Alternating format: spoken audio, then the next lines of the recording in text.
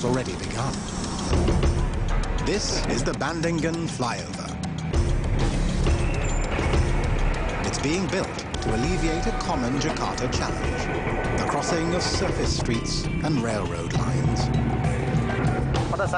Before this flyover project, the traffic congestion could be long, roughly 200 meters.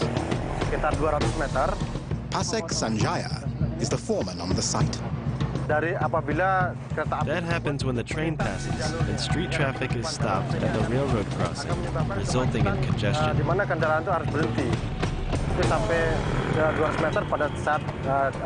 But during peak hours, it can be as bad as 500 meters.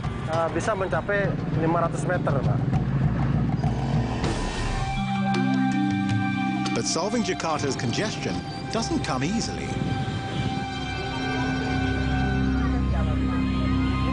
In the tightly packed city streets, there's little room to widen roads. Jakarta has less land area dedicated to roads than almost any other megacity, just 6.2%. Cities like New York, Tokyo and Singapore have upwards of 15 to 20%. So, it's almost impossible to widen the streets to the right or to the left of it, because that would entail taking over land from the public. To meet this challenge, a unique solution. Build the elevated roads from above.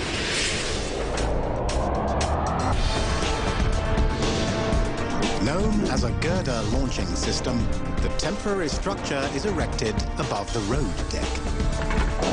Each 40-meter segment of the roadway is lifted beneath the scaffolding and rolled into place. Then lowered on the piers. When complete, the scaffold is rolled over the next section. The process begins again. Jakarta is planning to add over 60 kilometers of elevated roadway throughout the city, much of it using this method,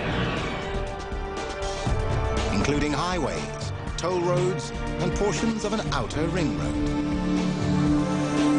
Potential solutions across, above, and around Jakarta.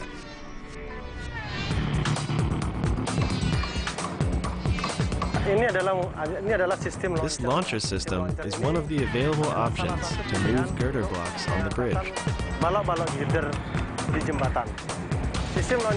This system is applied whenever the workspace is limited. It's also safer security-wise. There are no obstructions in the land beneath. Another reason to raise the roads is to get above the flooding.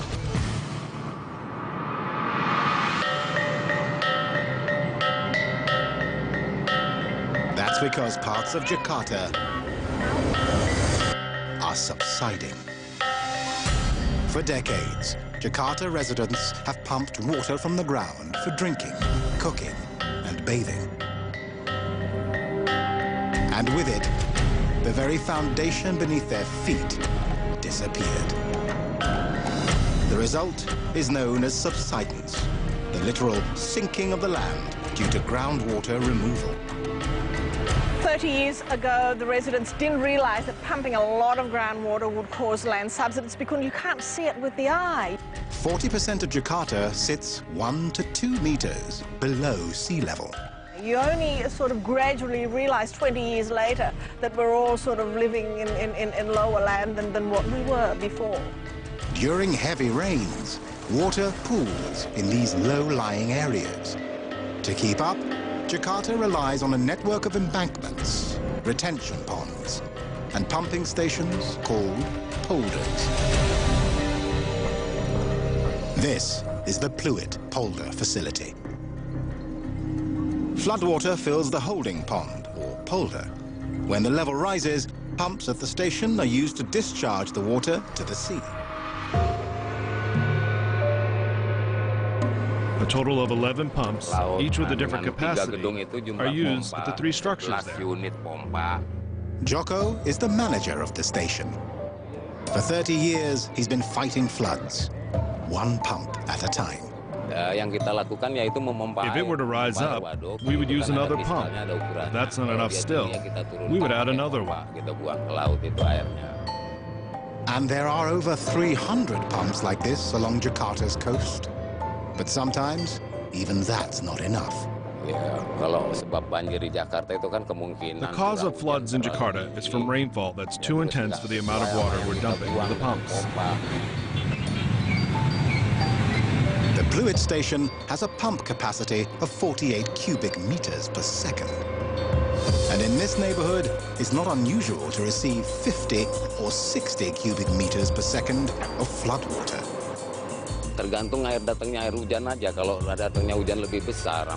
If there's heavy rain and we can't pump fast enough, then there's probably going to be a flood in Jakarta. But another powerful force is at play that can overwhelm any pump.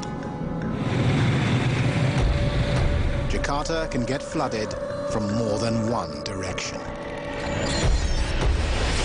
Jakarta occupies 650 square kilometers, but 260 kilometers of it sit below sea level. During times of flooding, rainwater, unable to reach the sea, can pour into low-lying areas. But North Jakarta gets hit from two directions. During high tide, the ocean embankments can be topped. Called rob floods, seawater flows directly into the city. To beat Mother Nature, Jakarta has begun a massive land reclamation project. Although controversial, over 30 kilometers of North Jakarta's coastline are being built out.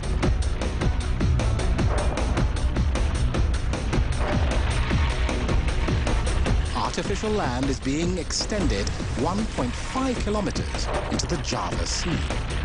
Over 2,700 hectares of dredged land will be used to forge islands.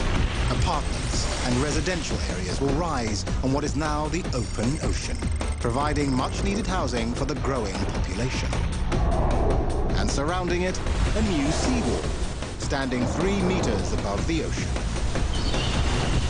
These new islands will provide a buffer zone against the tide, to keep the rising ocean permanently at bay.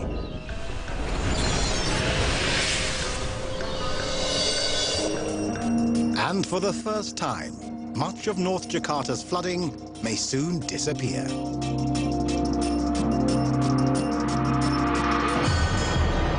It's all part of a groundbreaking effort to reinvent the megacity and to tackle problems that were once considered insurmountable.